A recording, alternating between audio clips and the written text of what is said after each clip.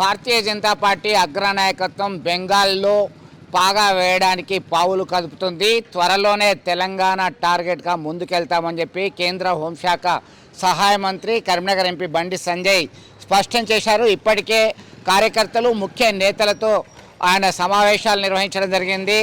దిశానిర్దేశం చేశారు. తెలంగాణలో అత్యధిక మున్సిపల్ స్థానాల్లో కాషాయ జెండా ఎగరేస్తాం, ఖచ్చితంగా రాబోయేది తెలంగాణలో బీజేపీ అధికారంలోకి వస్తుందని చెప్పి ఆయన కాన్ఫిడెన్స్గా చెప్పడం జరిగింది. ఇటు కరీంనగర్లో అలాగే రాజన్న సిరిసిల్ల జిల్లాలో సైతం కార్యకర్తలతో మాట్లాడారు. చాలా ధీమా వ్యక్తం చేస్తూ వారికి దిశానిర్దేశం చేయడం జరిగింది. రాబోయే మున్సిపల్ ఎలక్షన్స్ అలాగే దీనిలో జెండా ఎగరేసిన తర్వాత ఖచ్చితంగా పాగా వేయాలని చెప్పేసి దిశానిర్దేశం చేయడం జరిగింది. మనతో మాట్లాడడానికి కరీంనగర్ లోక్సభ నియోజకవర్గ ఇన్ఛార్జ్ బీజేపీ సీనియర్ నేత ప్రవీణ్ ఉన్నారు. ప్రవీణ్ గారు చెప్పండి, ఎట్లా చూడొచ్చు దీనికి సంబంధించి మొత్తం మీద ఒక కాన్ఫిడెంట్గా పోతున్నటువంటి పరిస్థితి? ఆల్రెడీ భారతదేశ వ్యాప్తంగా కాంగ్రెస్ ప్రభుత్వం కానీ రీజనల్ పార్టీస్ అయినటువంటి ఇక్కడ స్థానికంగా ఉన్నటువంటి బీఆర్ఎస్ పార్టీకి కానీ కనీసం ఉనికి లేనటువంటి పరిస్థితిలో బీఆర్ఎస్ ఉంది.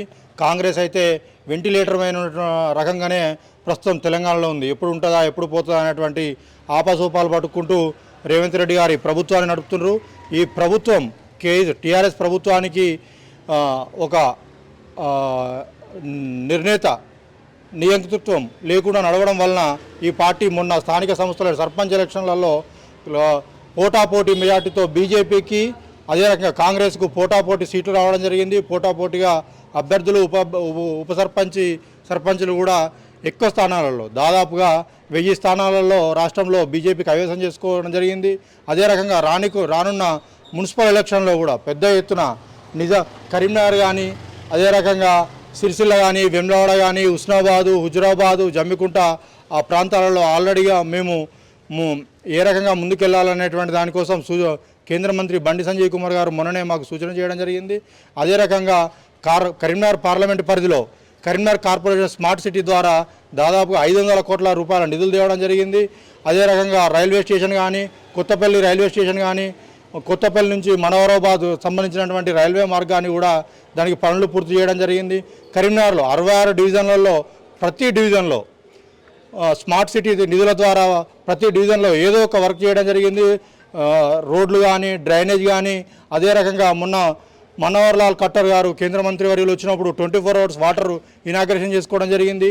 ఇంటిగ్రేటెడ్ మార్కెట్ దానికి సంబంధించి టెండర్లు పిలిచి దాన్ని పూర్తి చేసుకోవడం జరిగింది. దాని టెండర్ పిలిచి పని పూర్తయినప్పటికీ కూడా ఇక్కడ ఉండేటువంటి కాంగ్రెస్ ప్రభుత్వం బీజేపీకి ఎక్కడ పేరు వస్తుందో, బీజేపీకి ఆల్రెడీ మంచి పేరుంది ఇక్కడ కరీంనగర్ కార్పొరేషన్ కైవసం చేసుకోవడానికి సన్నద్ధంగా ఉన్నప్పుడు బీజేపీకి ఎక్కడ పేరు వస్తుందో అనేటువంటిది కనీసం ఆ మార్కెట్ను కనీసం దాన్ని సంబంధించిన వ్యాపారులకు కానీ ఒక్కటి చెప్పండి, ఒక కాన్ఫిడెన్స్ అనేది కార్యకర్తల్లో వచ్చిందా? కేంద్ర హోంశాఖ సహాయ మంత్రి బండి సంజయ్ ఇచ్చినటువంటి పిలుపు మేరకి కార్యకర్తలు ఎట్లా ఫీల్ అవుతున్నారు? రాబోయే ఎన్నికలను ఎట్లా ఫేస్ చేయడానికి ఇప్పటి నుంచి మీరు ప్లాన్ చేసుకుంటున్నారు? ఆల్రెడీ బండి సంజయ్ కుమార్ గారి సూచనతో బండి సంజయ్ కుమార్ గారు కూడా ఇక్కడ కరీంనగర్ కార్పొరేషన్లో 2 పర్యాయాలు కార్పొరేటర్గా ఉన్నారు. తనకు ఈ మున్సిపల్ పైన కార్పొరేషన్ పైన పూర్తి అవగాహన ఉంది. దాదాపుగా 40 నుండి 45 సీట్లు గెలుచుకోవడానికి మేము వ్యూహం చేయడం జరిగింది. దానికి సంబంధించినటువంటి మీటింగ్స్ దానికి సంబంధించిన ప్రణాళిక కూడా తీసుకొని రానున్న రోజుల్లో కరీంనగర్ కార్పొరేషన్ పైన బీజేపీ జెండా ఎగరడానికి సన్నద్ధంగా ఉన్నాం. అంటే తెలంగాణ రాష్ట్రంలో కూడా పాగా వేస్తామని చెప్పి స్పష్టం చేస్తున్నారు. దాదాపుగా భారతదేశంలో ఎక్కడ కూడా కాంగ్రెస్ లేనటువంటి పరిస్థితి ఉంది. తెలంగాణ అదే రకంగా కర్ణాటక ఇంకొక స్టేట్లో ఎక్కడో ఉంది. భారతదేశంలో కాంగ్రెస్కు ఉనికే లేదు. ఎక్కడ కాంగ్రెస్ను నమ్మేటువంటి పరిస్థితిలో లేదు. దానికి నాయకత్వం కూడా లేదు. ప్రియాంక గాంధీ రాహుల్ గాంధీ వాళ్ళ పార్లమెంట్లో ఏం మాట్లాడుతుర్రు, వాళ్ళ వ్యవహార శైలి అనేటువంటిది ప్రజలు గమనిస్తూ ఉన్నారు. కాంగ్రెస్కు ఎట్టి పరిస్థితులలో ఓట్లు వేసేటువంటి రకంగా ప్రజలు ఆలోచన రహించే రకంగా లేరు. మొత్తం మీద అయితే దిశానిర్దేశం చేసినటువంటి నేపథ్యంలో ఇప్పటికే ముఖ్య నాయకులు కార్యకర్తలు అయితే ముందుకెళ్తున్నారు. రాబోయే కాలంలో తెలంగాణ రాష్ట్రంలో పాగా వేయడం ఖచ్చితంగా, బెంగాల్ రాష్ట్రంలో ఈ దఫా అధికారంలోకి వస్తాం, ఆ తదనంతరమే తెలంగాణ మీద టార్గెట్ పెడతాం, అగ్రనాయకత్వం ఇదే దిశగా కాన్సన్ట్రేట్ చేసింది అని చెప్పేసి ఇప్పటికే సంజయ్ చెప్పడం జరిగింది వారి మాటల్లోనే. ఇదే అంశానికి సంబంధించి సీనియర్ బీజేపీ నేత మురళీకృష్ణ ఉన్నారు. మురళీకృష్ణ గారు చెప్పండి, ఏంటి ఎట్లా ముందుకెళ్తున్నారు, అంత కాన్ఫిడెంట్గా ఎట్లా చెప్పగలిగారు? రాబోయే కాలంలో ఒకవైపు బెంగాల్లో పాగా వేస్తాం, తెలంగాణ మా టార్గెట్ అంటున్నారు. దీన్ని కార్యకర్తలు ప్రజలు ఎట్లా రిసీవ్ చేసుకుంటారు, మీరేమంటారు? నేడు భారతదేశంలో దేశ భద్రత, జాతీయ భావాలకు సంబంధించినటు అంశాలు ప్రజల్లో విస్తృతంగా ఆలోచన ఉంది. ఈ కోణంలోనే అస్సాం, పశ్చిమ బెంగాల్ ఇదంతా దేశ భద్రతతో కూడినటువంటి రాష్ట్రాలు. అక్కడ బీజేపీ మాత్రమే సరైన నాయకత్వం వహిస్తుందనేది దేశ ప్రజలు భావిస్తున్నారు. అలాగే ఈ పరంపరలో కాంగ్రెస్, ముక్త భారత్, ప్రాంతీయ పార్టీల యొక్క విముక్తిని ప్రతి రాష్ట్రంలో కొనసాగించేందుకు భారతీయ జనతా పార్టీ చాలా ప్రణాళికంగా రూపుదిద్దుకుంటుంది. చాలా ప్రణాళికతో ఎన్నికల వ్యవహారాన్ని చేపడుతుంది. ఈ క్రమంలోనే తెలంగాణ రాష్ట్రంలో ఓకే, కాంగ్రెస్ ముక్త భారత్ తేవాలనే ఉద్దేశంతో ముందుకెళ్తుందా? ఈ మధ్యకాలంలో వరుస మీటింగ్లు పెట్టడం జరిగింది. ఇటు కరీంనగర్లో పలు ప్రాంతాల్లో, అలాగే రాజన్న సిరిసిల్ల జిల్లాలో ఆయన స్పష్టం చేసిండ్రు, మున్సిపాలిటీలనే కాదు, ముందుగా మా టార్గెట్ అంతా బెంగాలు, ఆ తర్వాత తెలంగాణ అన్నారు. అంత పక్కాగా చెప్తున్నారు, అంత కాన్ఫిడెన్స్గా నిజంగా నమ్ముతున్నారా? కార్యకర్తలు ప్రజలు నమ్మే స్థితిలో ఉన్నారా? కార్యకర్తలు, ప్రజలు అందరూ అదే రకమైన పాజిటివ్ అభిప్రాయంలో ఉన్నారు. ఎందుకంటే ఈ యొక్క రాష్ట్రాన్ని 10 సంవత్సరాల పాటు టీఆర్ఎస్, గత 3 సంవత్సరాల నుంచి కాంగ్రెస్ పార్టీ దోసుకోవడానికి మాత్రమే ప్రాధాన్యతనిస్తుంది. ప్రజా సంక్షేమాన్ని, అభివృద్ధిని పూర్తిగా గాలికి వదిలేసింది.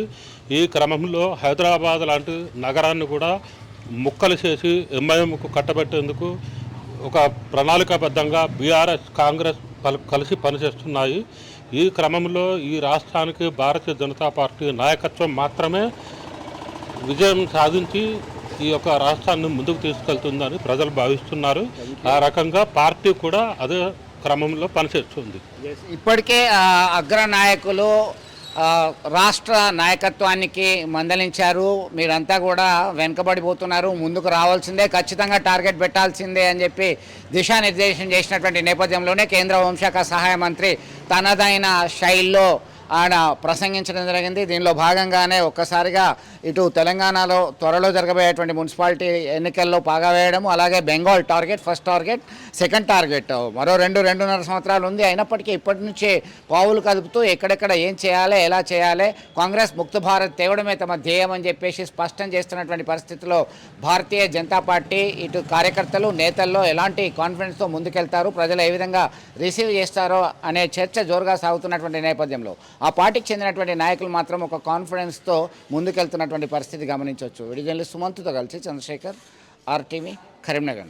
Local to global news at your finger tips. మీ చేతిలో ఒక ఆయుధం.